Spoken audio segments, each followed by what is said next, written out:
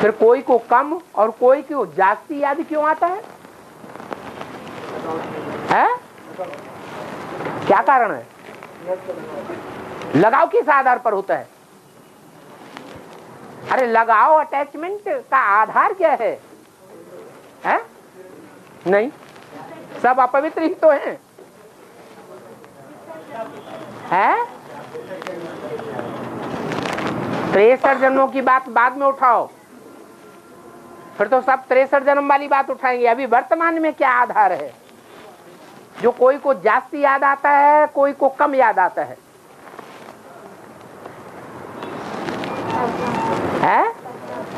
पहचान के आधार पर बुद्धि का योग जोड़ते हैं ना, तो बुद्धि का लगाव लगाने के लिए तन से, मन से, धन से, समय से, संपर्क से अटैचमेंट में आते हैं या नहीं आते हैं?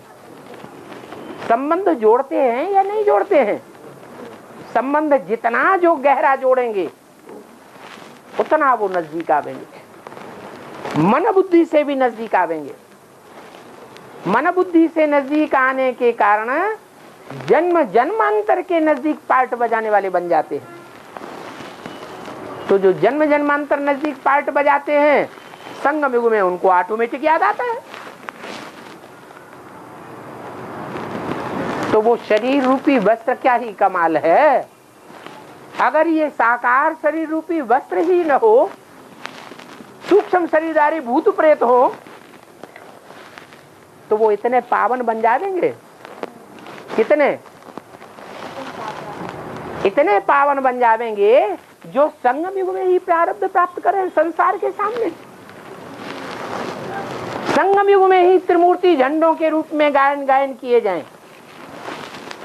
क्या ब्रह्मा दादा लेखराज उनका शरीर रूपी वस्त्र नहीं था? क्या था?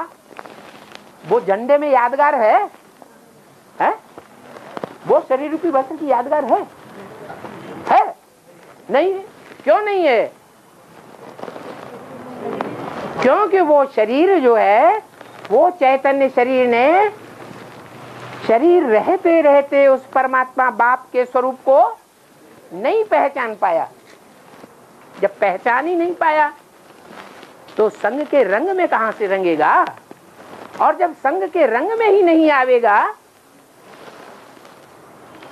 तो फिर याद कैसे आवेगा? याद भी नहीं आ सकता। तो शरीर रूपी वस्त्र जैसे धोए जाते हैं स्थूल जल से, ऐसे ही ये जो चैतन्य शरीर रूपी वस्त्र हैं, इनमें रहने वाली आत्मा वो ज्ञान जल से साफ होती है।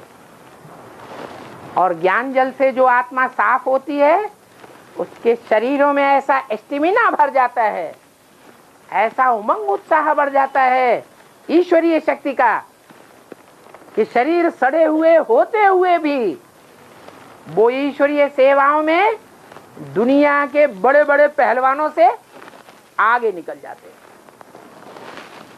इसलिए बोला शरीर सड़ते जाएंगे और आत्मा पावरफुल होती जाएगी।